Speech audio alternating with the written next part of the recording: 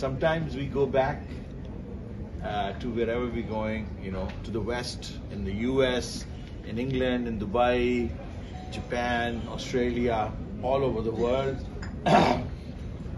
But the reaction that we get here from Bangladesh is priceless, and it's irreplaceable. No other country will get that kind of reaction.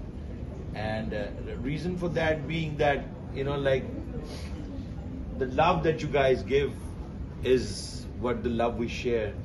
And it kind of reminds us that we're still brothers, and it's a lot of warmth. Almost, somebody was saying that, like the Bangladeshi people, they show so much love, so much respect, so much compassion, that it almost seems, why are they doing it? I mean, what's the ulterior motive? Like, you go to some country and people are nice to you. So I asked my daughter, who was traveling with me, first time in Bangladesh. So what she said, that put that everything in perspective. She said very nice thing, and she's 11 years old. And she told me that, Bangladesh people are just like Pakistan people. If a foreigner come to our country, we'll make sure that person is taken care of. People from India, people from Bangladesh or America, England, anywhere.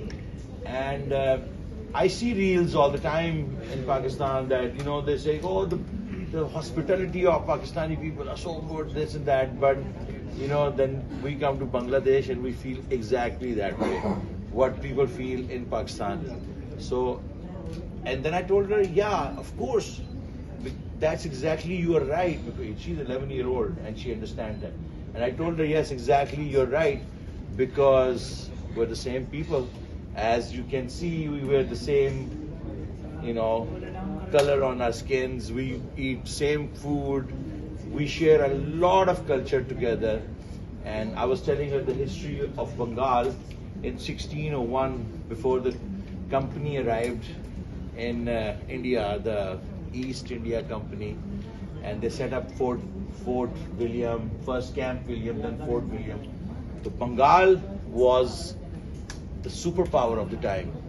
In 1601, the GDP of the world, 26% of the GDP of the world, Bengal's share was there. Jute, rice, cotton, you name it.